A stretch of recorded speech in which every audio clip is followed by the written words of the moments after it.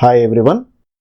Today in this video we are going to discuss how to determine the number of signals in NMR spectroscopy. Let us take a structure like this. We have to identify how many NMR signals are possible for this structure, and here we are discussing proton NMR. So we have to count the number of different protons present in this structure.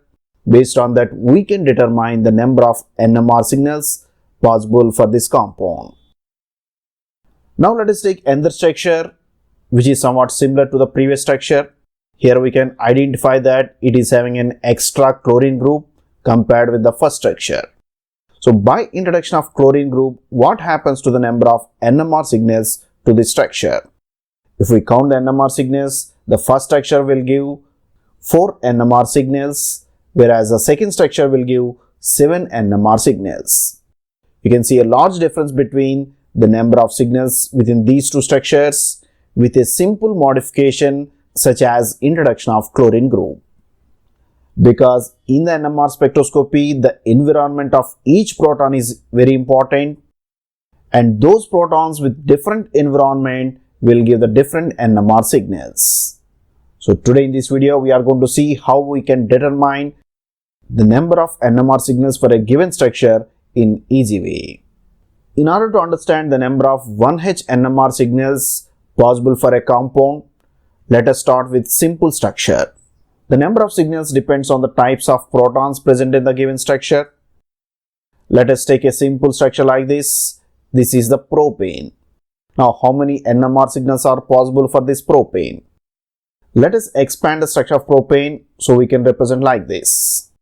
We have denoted each hydrogen that is attached to each carbon. Now if we consider the 3 hydrogens at this terminal, they can be denoted like this. Now all these 3 hydrogens are attached to the same carbon. That means they are linked in similar way. So all these protons are equivalent and they will give 1 NMR signal. Let us indicate these protons by letter A. Now we can find the another CH3 group on the other terminal, which is again having 3 protons. So now we can represent them as like this. What about these 3 protons? Again, these 3 protons are equivalent because they are attached to the same carbon. Now the question is whether these protons are equivalent to the previous protons or not. The first methyl protons are attached to CH2, and similarly the second group of methyl protons are again attached to CH2. Since they are attached in a similar way, these 3 protons are equivalent to the previous 3 protons. So we can represent these protons again with the letter A. So here within the structure, the methyl protons on both of the terminals will give single NMR signal.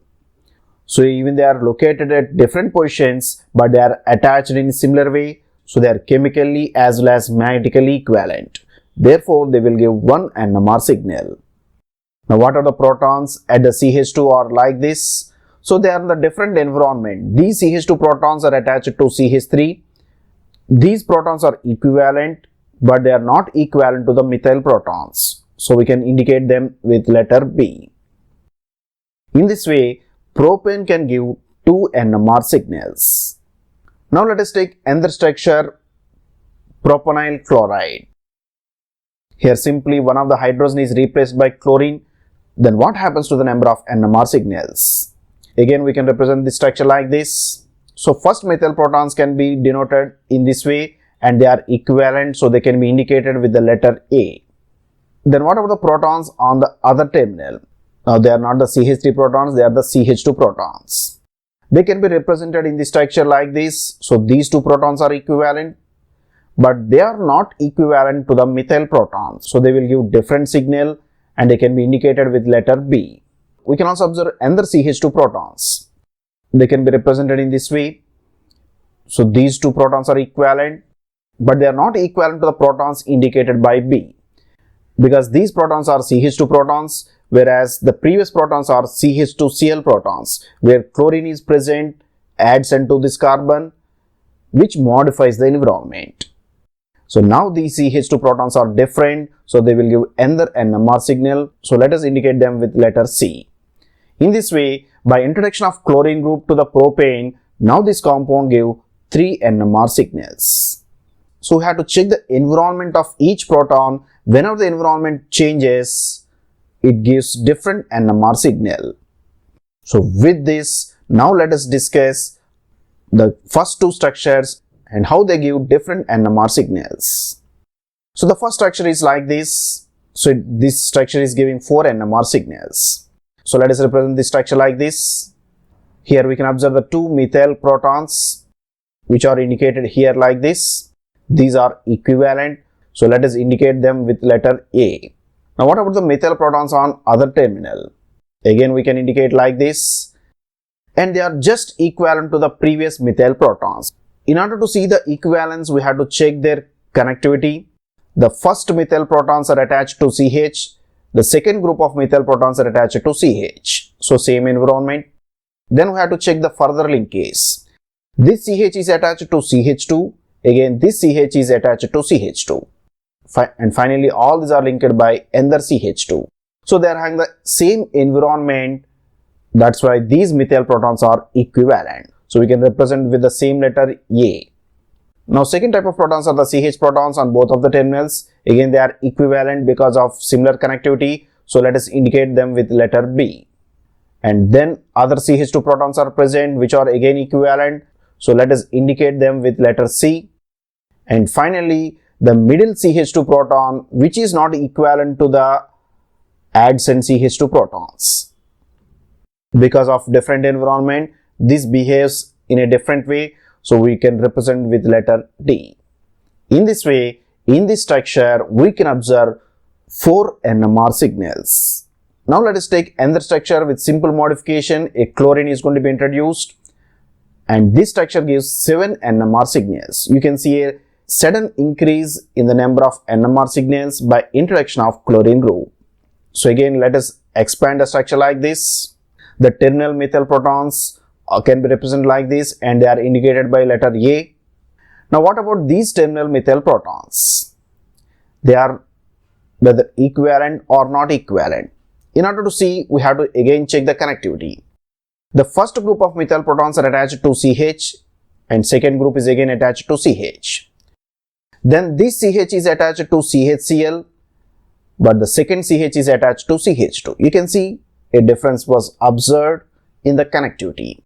So whatever the first group of methyl protons are not equivalent to second group of methyl protons.